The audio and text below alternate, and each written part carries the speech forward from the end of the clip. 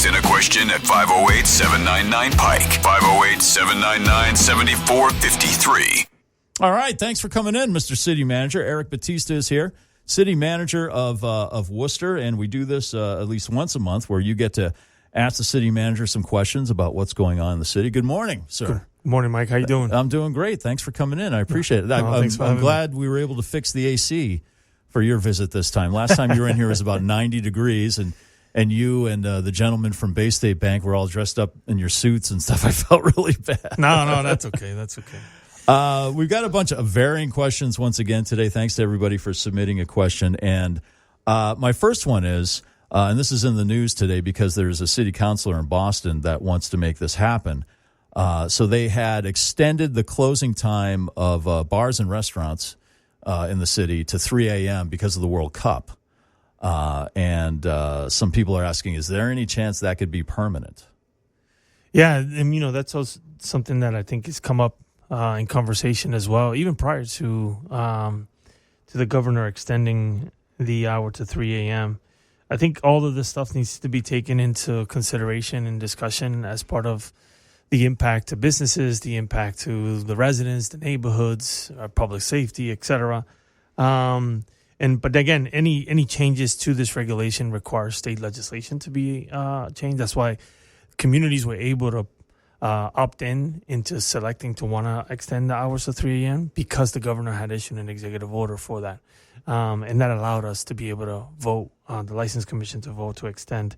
Any extension of it will require further state legislation to change the regulations at the state level to allow communities to extend. And I think what this has created is created an opportunity where communities like Boston, Cambridge, and others have just taken an opportunity to reevaluate and say, hey, is this something that we can do? And if we can do it, why not? And can we explore it? And I think that's an opportunity here in the city of Worcester that gives us an opportunity to explore.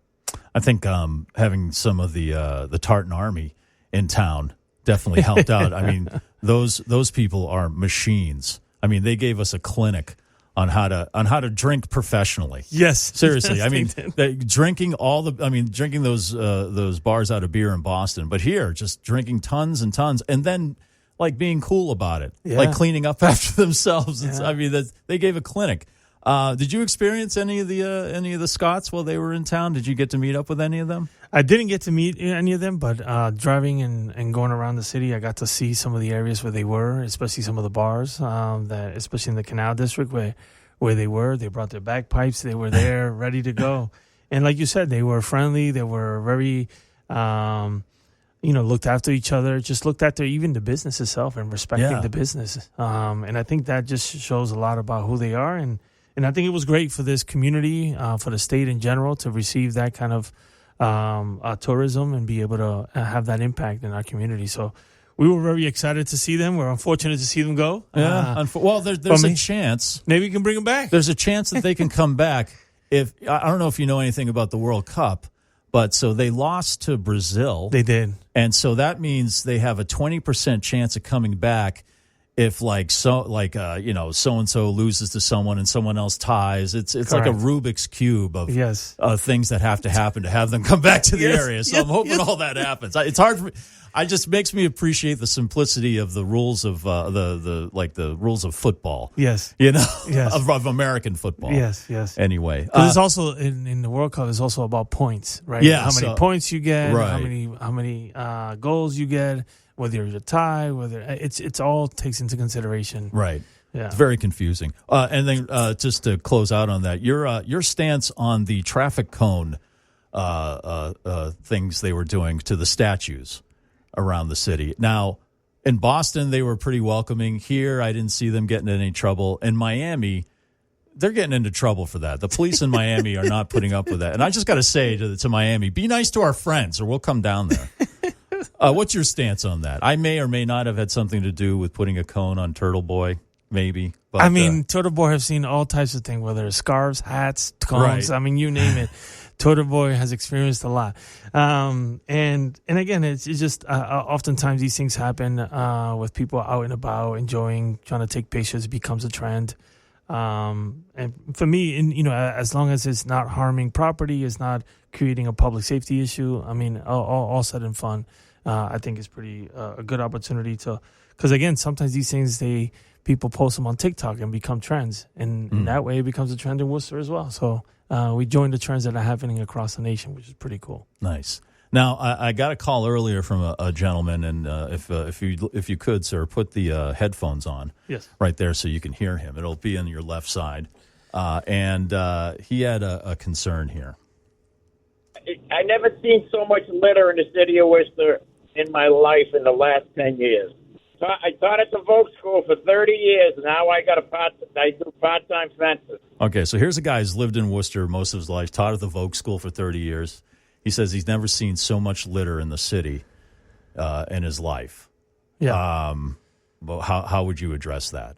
Yeah, one of the things last year during the summer, one of the things that I put forward as part of our Clean City initiative was to address a lot of the litter that we saw on the streets. And so we did a full-out blitz of DPW and many different departments of working to address a lot of the litter.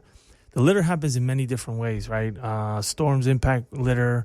The recycle bins that we have impact the litter. On a windy day? On a windy day, you see them tipped over, etc. And so we try to do what we can by implementing bins. We implementing trash cans all around the city. We have a street sweeping program every single night that street sweeps majority of our main corridors across the city every single night. We just finished our spring street sweeping program as well.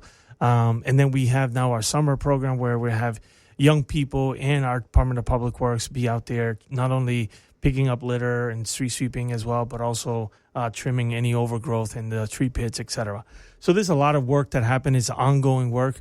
I think oftentimes when you see the litter across the city is oftentimes after windy days or a storm. You typically see those challenges. But litter in any community is something that you have to stay at. Right. There's no cure. There's no, and you have to stay at it every single day, every single week, every single month. You have to continue. Now, you try to identify strategies in which we can try to minimize and reduce the litter. But again, there's no way to eliminate it. We just have to stay at it every single day. And that's something that we've been working on and we'll continue to work on because,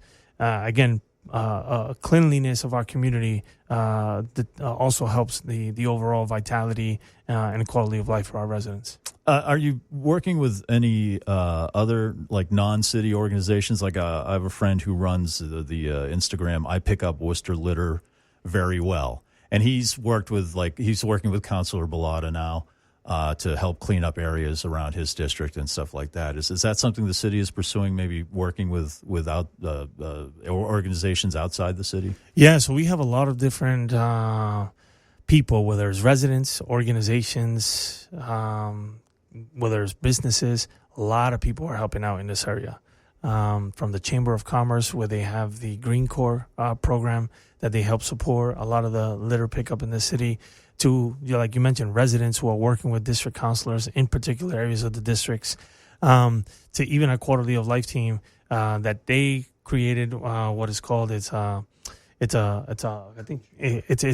clean street collective, and there's a certain color of trash bag. I believe it's green. And what they do is we provide it to any residents that need it, and they go around and they collect the trash in the neighborhood. They put it in this green trash bag, and then as part of the route, we come and pick it up and we take it with us. And many residents are utilizing that, and you can pick up those trash bags at many of the local organizations across the city, and people are doing that, and you see that in different neighborhoods. And like you said, so it's not just it's a collective kind of approach to address litter in our city.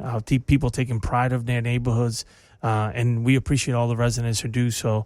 It just means a lot. It means that it goes to show that anything that happens in our community, especially around litter, it's a collective kind of effort that everybody wants to be involved in and be encouraging. Our next question is about the cable service here in the city and Spectrum, and a very angry gentleman wants to know why that apparently the contract negotiated with Spectrum included discounts for seniors, and now Spectrum is denying seniors that discount. Can you address that at all? Sure. So historically, for many years, Spectrum. Well, let me take a step back. Every community is required to have a contract and agreement with a cable provider in that community, and there's a way that in which residents are able to receive. Residents are able to receive some benefits from that. One of the benefits from the cable contracts historically has been a senior discount in the city of Worcester. In the last 10 years, the Spectrum has not fulfilled their contract with the city in providing the senior discount. And so one of the things that we have done is we have now engaged in a negotiation with Spectrum because you have to renew your contract. You don't have to, but oftentimes you do, and you negotiate a new contract, whether it's a 5-year, 10-year term. And in those negotiations right now, one of the things that we have learned from Spectrum is that they're going away with the program nationwide, right? And that they don't want to continue that program. What they're asking us is to get as many residents as we can right now to join, and so that they can grandfather them in prior to us signing this contract. And that's something that it's the sticking point right now with me in our negotiations. I think they need to do right by the city of Worcester. They need to do right by the previous contract, and they need to do right moving forward. And that's why we've had to extend. We've had 1-year extensions of the negotiations over and over. It's been a couple of years now that we've extended it because what I've said to the community, and I've said to residents and even the council, is just, if I don't feel comfortable in terms of what we're getting in our contract, I'm not going to sign it. And so I haven't signed it. And there's a lot of back and forth happening between us and Spectrum, and I'm hopeful that we can get to a resolution sometime soon. But again, one of the biggest sticking point is the senior discount issue that needs to be resolved, and they need to address it and need to do by right the city of Worcester. And so apparently it's been going on for a while. So the people that thought they were getting the discount, are they going to be able to still get some kind of discount or get recouped on that or something like that? So that's part of the request, right? So that's the sticking point right there. Okay. It's trying to figure out, if you were a senior who wanted to register 5 years ago and haven't received that, what kind of opportunities can you offer, either retroactively or forward-looking to that individual, right? And I think that's the sticking point right now with them. They went away with the program nationwide, and so they're trying to, give us a little bit, but we feel like we need a little bit more to be able to be satisfied and be able to, again, like I said, we need to do right by our residents who this was in the contract for 10 years. Right. And so we need to make sure that they honor that. Okay. The next question, it's a question I have. So it comes from me, not one of the listeners. And it bothers me that if I go park anywhere in the city, I only have 2 hours. Yes. So if I'm, say, at a Woo Sox game or a Railers game and I have to use a meter, I only get 2 hours and I can't extend that. And I use the Passport app, yes, which is great. It's super easy to use, yes, but it doesn't allow me to keep putting money in the meter like the old school way where you run out and keep pumping quarters in there. Yeah. And then so I'd have to go out and move my car to a completely different zone. Yeah. Which is, to me, it's ridiculous because you're getting the money either way. Why is that like that? No, that's a good question, Mike. And many communities across the state or across the nation have looked into these parking regulations, and they're different. And they're different depending on the zones. One of the biggest concerns that we got, especially in the downtown and the Canal District, when we were setting new policies or new pay stations, not only because of the Polo Park, but also all the activity that was happening in the neighborhood, is businesses themselves were complaining about the fact that people used to be able to just park their car in front of their business and be there for 8 hours, and their business would be impacted. Because business is what they want. They want to be the ability for people to move. Right. And so the more vehicles are moving, the better it gives me the opportunity to go in and come out, come in and come out. But if you have a line of vehicles that have been there 5, 6, 7, 8 hours, then now you, as someone who's coming into that restaurant, is looping and looking, and there's no movement. Right. And so what that does, it creates movement for people to find parking and attend these businesses, because otherwise, if you don't have that movement, then it becomes an impact to the small businesses. And so that's really the rule of the 2 hour. And different zones have different kind of policies around that.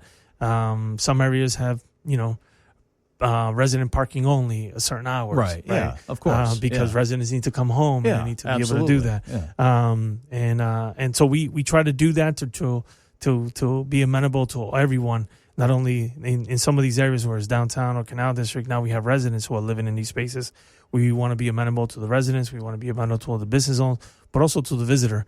But unfortunately, sometimes we do encourage people to utilize most of our municipal garages, even though there might be a block or two away from the actual space. But our municipal garages right now, after 5 o'clock, I believe they're either $1 or $3 the entire night. So it gives people the opportunity that not have to park in the street and have to. If you're going to be there long term, I recommend using the parking garage. And like I said, after 5 o'clock, we put a fixed rate so that it doesn't impact, it doesn't escalate. So that if you're there 4 or 5 hours, it doesn't come up to a $20 bill. I believe it's either $1 or $3 for the entire night. Right. And so we try to do things like that just to provide different opportunities for people who have different needs as they're utilizing our parking system. And finally, last time we were in here, I asked you about the chickens. And now it's about the Swan at Institute Park. It seems like there's a little bit of an uproar on why isn't the city doing more to help this swan, which is a resident, I believe, of Institute Park, who got caught up in a fishing line with a fishing hook in it. Oh, people are wondering why the city isn't doing more about it. Yeah. Why do you hate animals? No, I don't hate animals. I don't hate animals at all. The jurisdiction, or the party that has the jurisdiction over these is the Mass Wildlife and Fisheries, and they are the ones who understand and deal with a lot of this wildlife in our communities. And they actually recommend the communities to stay away from it and let them be the ones to manage and deal with it, because they're the experts. They know and understand these animals. And so oftentimes, most often, communities, local municipalities, we don't have people who work in this other than our animal control. But animal control is not what these individuals do and their expertise. And so what they recommend is just they recommend to sometimes even to leave them alone, because you can cause more harm to the animal because they're wild animals and the way they may react, etc. So we rely on them. They're the ones who are addressing the issues. They're the ones paying attention. They're the ones monitoring the animals. They come by and they spend some time there as well. So those are the partners that we reach out to whenever there is a wild animal that we need some assistance, we need some support. They're the ones who respond, and they're the ones who really take care of these issues. All right, good. So I hope everybody heard that. So it's the state, the wildlife people of the state. They're the experts. They're telling us to stay away. Yes. Okay. Yes. All right. People, when it comes to animals, maybe we can get the chicken up people in there to help with the swan. I know it's a different bird, but maybe they have more experience. Yeah. I don't know. Anyway, City Manager Eric Batista, thank you very much for coming in. Thank you, Mike. I appreciate Another edition of Ask the CM. We appreciate you submitting all your questions also, and if you missed any of this, we'll post it at pikefm.com.